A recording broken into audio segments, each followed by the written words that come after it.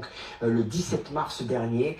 Les Français souffrent de cette situation. Pour tout comprendre, pour comprendre pourquoi, pour savoir comment, si c'est votre cas, y remédier avec nous, Roselyne Dubois, notre spécialiste santé, mais aussi Iliana Wasserstein et Evelyne Barthou. La première est psychologue clinicienne, la seconde sociologue, enseignante, chercheuse à l'université de Pau. D'abord, j'ai évoqué quelques-uns des troubles dont souffrent les Français. Quels sont-ils ces troubles et comment les expliquer? Il y a toutes sortes de troubles. Il y a déjà l'anxiété généralisée, les crises d'angoisse. Il faut savoir que le confinement, c'est un petit peu comme une sidération. Quand on a peur, face à la peur, il y a 3 manières de réagir. Soit la fuite, soit l'attaque, on affronte, soit la sidération. Et lors du confinement, les gens sont figés, ils n'ont pas le choix. Et du coup, leur tempérament va s'accroître. On va voir comment on en sort de cette phase de sidération. C'est important pour tous ceux qui nous écoutent. D'abord, est-ce qu'il y a des chiffres compilés, des études qui ont été menées depuis le début du confinement pour savoir comment vont les Français, Roselyne? Alors, on a le bulletin de Santé publique France qui est publié toutes les semaines, mais qui a un petit décalage et qui montrait très clairement au début du confinement une forte hausse de l'anxiété, 2 fois plus qu'en temps normal. Ça s'est un petit peu apaisé en 3 semaines. On est redescendu de 27%, on est passé à 18%, mais c'était avant l'annonce d'une date de déconfinement, et on va l'évoquer, ça change un petit peu la donne d'avoir une fin théorique en tout cas. Et puis sinon, il y a beaucoup d'études qui ont été menées, notamment au niveau de l'OMS, sur les conséquences plus générales du confinement, et on voit qu'effectivement, ces conséquences sont lourdes. Ça peut aller effectivement jusqu'au stress post-traumatique. Depuis le début de ce confinement, Evelyne Barthou, le moral des Français, quel est-il? Alors, au niveau de notre enquête, on voit qu'il y a quand même des profils assez différents, puisqu'on a un tiers des répondants de notre enquête, donc ils sont autour de 7000, à se déclarer globalement serein. Un tiers, en revanche, se déclare stressé, voire angoissé, et un tiers, enfin, se déclare, affirme que ça dépend des moments. Voilà, donc les choses ne sont pas vraiment tranchées. Ce qui est très important aussi, c'est que ça dépend de différents facteurs. Donc les femmes sont globalement plus angoissées. La sérénité croît avec la montée en âge, ça c'est particulièrement intéressant, puisque les plus jeunes, on a autour de 48% des 75 ans et plus qui se déclarent globalement sereins, ce qui descend à 20% pour les 18-25 ans. Donc on voit qu'il y a quand même des facteurs importants. Le niveau diplôme, plus on est diplômé, plus on va être serein, et surtout, bien évidemment, c'est très lié à l'actualité. L'hospitalisation de Boris Johnson a fait monter, chez nos répondants, si on prend un peu sur du temps long, le niveau d'inquiétude générale. C'est très intéressant ce que vous nous dites. Comment expliquer que les femmes et les plus jeunes soient les plus stressées?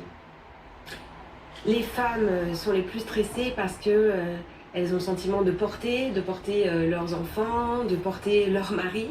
Mais voilà, la charge mentale, exactement. Et d'ailleurs, la qualité de la pensée est le reflet de l'état émotionnel des personnes. Et pour les plus jeunes? Parce qu'on peut se dire, quand on est jeune, qu'on est peut-être plus résilient, on a moins l'habitude de la vie, il y a l'avenir aussi. En fait, les plus jeunes ne se rendent pas compte, c'est un petit peu abstrait pour eux. Donc ils n'ont pas de possibilité pour faire face parce qu'ils n'ont pas de stratégie. Ils n'ont pas de pouvoir d'action, ils sont dans l'impuissance.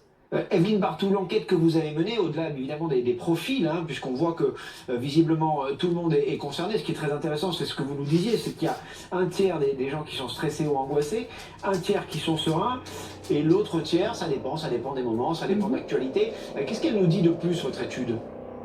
Alors, donc ce qu'elle nous dit, alors moi je suis un peu plus mesurée quant aux résultats qu'on peut avoir sur les jeunes. Je pense qu'il faut aller un peu plus loin et c'est lié à d'autres facteurs également qu'au seul facteur de l'âge.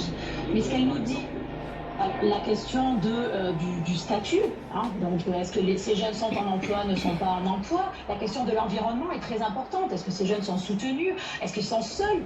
Les étudiants aujourd'hui qui sont seuls dans une chambre universitaire ne vivent pas le confinement de la même façon du tout que ceux qui sont en famille, à la campagne, avec une maison et un jardin. Ça aussi, on a pu le voir dans d'autres enquêtes. Ce qu'elle nous apporte de plus aussi, c'est que je pense qu'il faut rentrer un peu dans le détail, puisqu'il y a différents niveaux. Donc, il y a bien sûr cette inquiétude, ce stress et cette angoisse. Ce registre-là est très présent dans notre enquête. La question de la surprise aussi, la question de la surprise, de l'irréalité de cette situation. Certains parlent de films de science-fiction. La question, le registre aussi de la colère et de la frustration qu'on retrouve dans les réponses. Donc colère face à la faiblesse d'action du gouvernement pour certains, le manque d'informations, le surplus d'informations, donc il y a ce registre également, le soulagement, qui est un registre important aussi, donc le soulagement de pouvoir être protégé de cette situation sanitaire.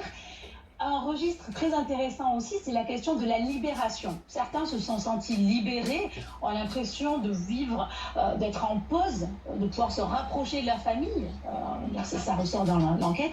Et certains sont vraiment plus dans une logique de détachement, de mise à distance un peu de ce qui se passe autour d'eux. Et ça peut aller jusqu'à de l'insouciance. Donc on voit vraiment que les postures, les registres peuvent être très différents, en sachant que c'est une photographie à un moment donné et qui ne concerne pas les 20-25% des Français qui sont peu, voire pas connectés, dont on parle peu, mais qui sont bien là, qui est un biais évidemment qu'on devra prendre en considération dans l'analyse de nos résultats. Evelyne Barthou, vous parlez du confinement. Est-ce que vous avez posé la question du déconfinement aux personnes que vous avez interrogées et qu'ont-ils répondu si c'est le cas? Alors, on n'en est pas encore là, donc ça va être l'objet d'une deuxième vague. Par contre, un point sur lequel j'aimerais revenir, qui peut-être éclairer un peu aussi nos échanges, c'est le point de on leur a demandé qu'est-ce qui les ennuyait le plus et quels avantages ils pouvaient voir dans ce confinement.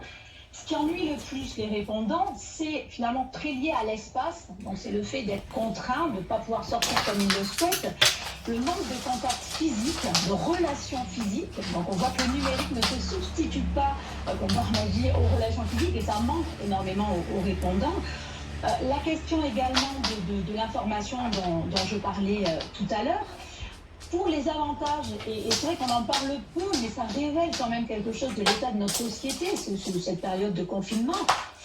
Le plus gros avantage que voient les répondants et qui amène à réfléchir pour la suite, pour la sortie justement, c'est cette question de la décélération. Les gens ont l'impression d'avoir plus de temps, de pouvoir prendre le temps, pour ceux qui ne sont pas évidemment au front, naturellement. Moins de stress également, ce qui peut paraître a priori paradoxal, mais les gens sont certains sont moins stressés.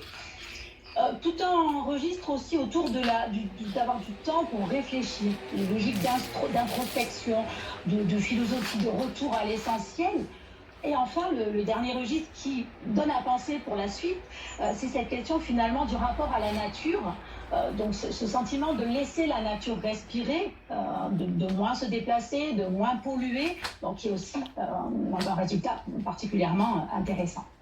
Merci de rester avec nous, Evelyne Barthou. On a encore des questions à vous poser. Moi, j'aimerais qu'on parle un peu, non seulement des problèmes qu'on a évoqués, la dépression, l'anxiété, les problèmes de sommeil, tout ce stress-là, et des solutions qu'on peut y apporter.